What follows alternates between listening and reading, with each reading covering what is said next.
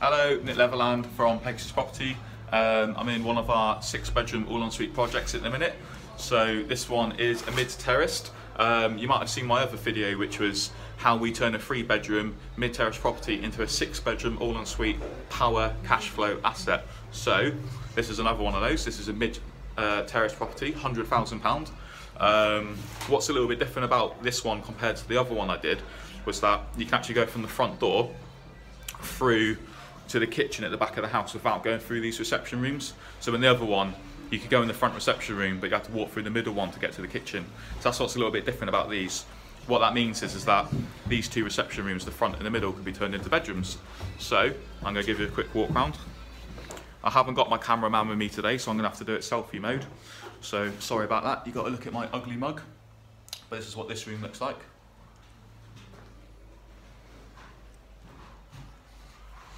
So you can see the en-suites going in there. We use a metal framework instead of stud with wood. We think it's better, cheaper, quicker, easier. What I was going to talk about on the last video, which I forgot to talk about, was how we do the drainage. So in property, when you do HMO, one of the most important things to consider is how you're going to get the waste out of the property. So one way is that you use a sani flow, which is like a macerator system. So it macerates the waste and it pumps it out through a small tube using a pump. So you could put a toilet with a macerator, you know, subterranean or wherever basically. So if you're doing en-suites and you want it to be proper, you know, you want to have proper waste pipes in there using gravity. So because it's using gravity, the waste pipe's got to have a gradient on it. So because most soil stacks are at the back of the properties, the big issue we get is how do you get en-suites at the front of the property, or you know, ground floor front or upstairs front, how do you get them from the front of the house all the way to the back of the house where the soil stack is? Obviously it's got to have a drop on it like this all the way along. So 2 ways: you can drop the ceilings. So we haven't done that here, but if you drop the ceilings down like this and put a false ceiling in all the way across the room, you could create a void space in there and you could put the pipe work across the building that way. Or the way we've done it here is basically we've just dropped the waste pipe vertically down into the floor, and then that goes under the ground. Sorry, so that then goes under the ground, basically, because this is a suspended floor, so there's a cellar underneath here. So we basically just put the waste pipe underneath the ground. Then in the bedroom next door is a concrete floor, so we've had to dig up the floor and make a trench to run the waste pipe that way, and then it goes into the soil stack. We've had to drop the soil stack down to create what's called an invert level. So where the soil stack pipe goes from there to the main drain at the back of the house, the sewer basically, that drop from there to there can't be greater than a drop from our front ensuite to the soil stack, otherwise the waste can't flow. So what we do is we drop the soil stack slightly to create a greater invert level. So that's that little bit of information for you. So this is the 2nd bedroom. This is Jack. Right, Jack. So that bit behind me there is going to be a built-in wardrobe, and there's a little suitcase storage above as well. And that's the ensuite going in there. So that's bedroom number 2. Okay, it's a little bit noisy where we're going now, so I'll try and speak up. That's the cellar down there.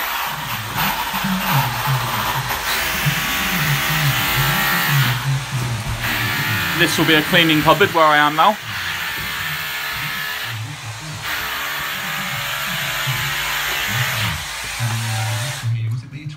Okay, so there was a chimney breast behind me where all these acro pops are, going all the way up. So because we've taken the chimney breast out, it's now opened up this room. It's going to be a great big kitchen. So it's going to be a big open plan communal space.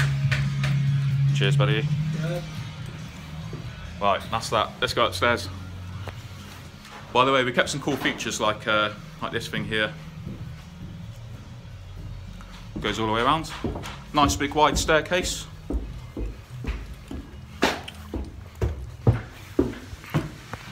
Right, we're upstairs now.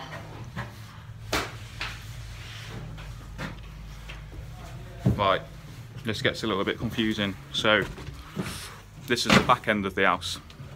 So that's going to be the bedroom door behind me, just there. So you're going to walk all the way down here, down this landing, and you're going to get into, basically this is the bedroom. So it's quite big. And then behind me is the ensuite. Again, quite a big ensuite. Got 2 windows in here. So it's going to be a really nice big bright room. So I'll try and explain this as best I can. Basically where that wall is there in the ensuite, on the other side is the ensuite for the next bedroom. Oh mate, cheers. Thank you. Right. So this is the next bedroom now. Right, what we've done here is, that stud wall behind me,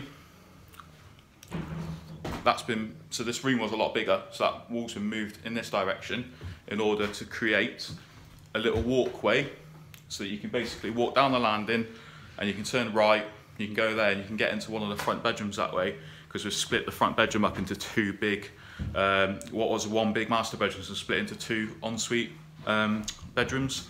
So half of this wall, from about there onwards, that's the ensuite for the room there. So we've nicked basically an ensuite off this room for the front room, and a bit of a landing as well, so you can access that room. Now, this bedroom, basically we've knocked a hole in the wall here to create an ensuite here. So that back bedroom where I was just a minute ago with the long landing with the big room with the 2 windows, basically the ensuite for that's on the other side of that wall. So we've got a nice big shower tray. We're putting these false ceilings up there, and then that means we can put the ventilation trunking in.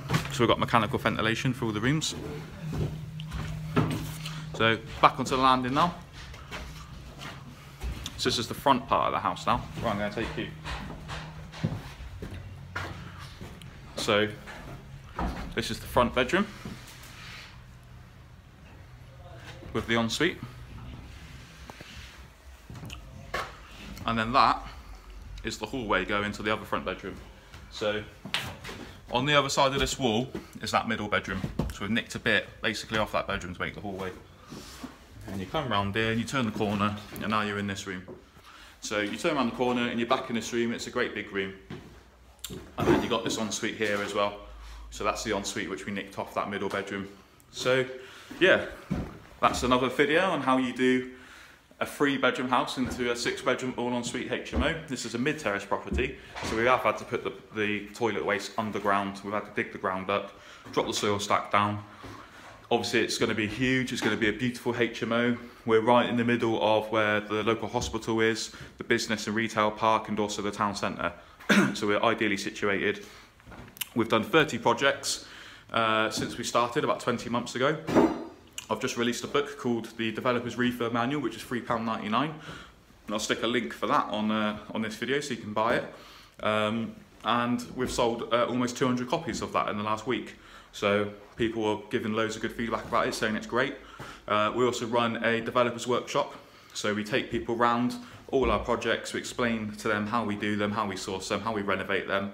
And that's it really. We've got a really good building team, we've got our own letting agency, we source it, we renovate it for clients, and we let it as well in a one-stop shop package. We're scaling up now, we've got all the right people in the right places. We've built our company on rock rather than sand, so we're now ready to scale. So that's what we're going to be doing in 2018, we're scaling up. I want to source 100 deals this year, which sounds crazy, but I've already sourced 10 in a week. So I've got to do about 8 a month to hit that target, and I've sourced 10 this month so far. So hopefully we'll hit that target. Thank you very much for watching. I hope you enjoyed the video. I will be doing more videos. This is about week 5 or 6 of the project now. So we've got about another 8 weeks to go until this one's finished. So thank you very much for watching. Leave a comment, let me know what you think. Cheers, bye.